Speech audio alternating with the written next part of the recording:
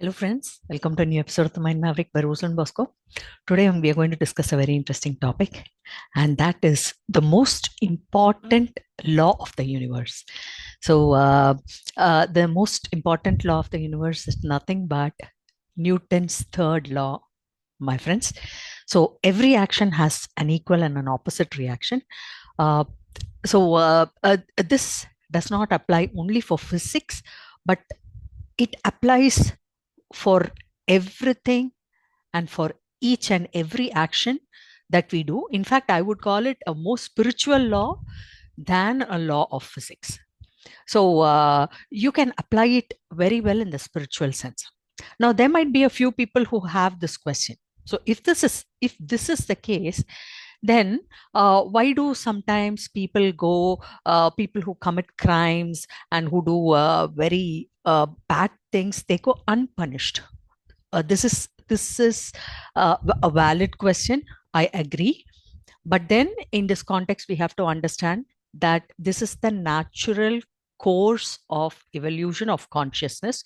Every soul or Atma has to go through this iteration process and has to repeat its cycle. And if a soul indulges in very criminal activities or crimes, or even the even harming other people either in thought, word, or deed, so that soul has to go through this process of iteration. And how does that happen? That happens when we also, the soul which has hurt another soul, also goes through the same process of experiencing what the other soul has experienced. So this is what happens in uh, near death experiences, my friends. All the near death experiences come back and say that they have experienced everything that they have inflicted on others, whether it is inflicting harm or whether they give joy to others. They experience everything when they become one with the universal consciousness. So, again, I repeat Newton's third law: uh, every action has an equal and opposite reaction. Is the most important law of the universe. It is the uh, principle of cause and effect. Now, some might have the question that some religions do not accept reincarnation.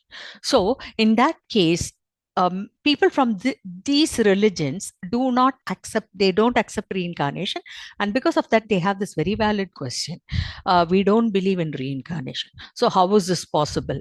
We believe that there is only one lifetime, and we do all the good and bad in, or whether it's good or bad, and then we are condemned to hell, or we get a place in heaven. Now, God, who is unconditional love, does not act this way. We have imposed our own human limitations on God. God does not act that way. God gives unlimited chances. Like when you see in the Bible, when God says forgive 7 into 77 times, then the same God will not punish a human being for eternity. That's a very simple thing, which need not be uh, which need not be said over and over again. Having said this, if you still believe that there is no incarnation, then you can also be right, because only the earth has three dimensions, and we have time.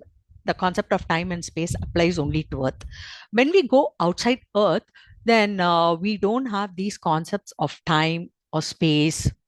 Everything happens at the same time. It happens simultaneously. It is beyond human imagination or human understanding. So everything happens simultaneously. So whatever we do, everything, all the lives that we are experiencing, even the future lives. I can tell you that many near death experiences experience the future also. The future is shown to them, and then they come back with knowledge about the future. So, how can they know the future without having lived the future? But it is true, and they come back to report the future also. That is why many people are able to predict their future. So everything happens simultaneously at the same time. There is no dimension outside the space and time dimension outside the earth. And so we are living all our lives at the same time. So if you don't believe in reincarnation, then you are also right, because we experience everything at the same time. The main aspect of this coming to earth is experiencing all the good and the bad, and understanding that we are all one, that we come from the same consciousness, and we are all manifestations of the same divine. And this you can find this both in Advaita and also Judaism. In the concept of Kabbalah in Judaism, you can find the same concept where God, he separates himself into so many millions of pieces, and these are manifested as human beings on earth. So I hope I have made myself very clear, my friends.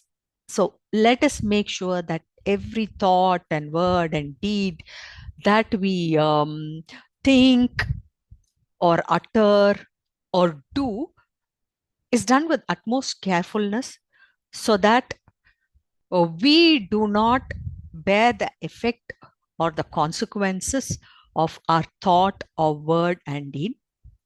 And that is why probably Jesus said, love your neighbor as yourself, which means love your neighbor as if I love myself as I love my neighbor, then I would do not, I will not harm myself. So I would also not harm my neighbor. So when we think of this non-duality of one or oneness consciousness, we come to the realization that everything is one, and we return to the same source, and we are only parts of a single whole, or a single drop in the ocean. I hope you like my message today, my friends. So read my books on Amazon. God has our backs, the Brimstone Fallacy, Highlights of a Course in Miracles, and co-create with your universe, and subscribe to me on YouTube. This is Rosalind Bosco, the Mind Maverick, signing off. Thank you.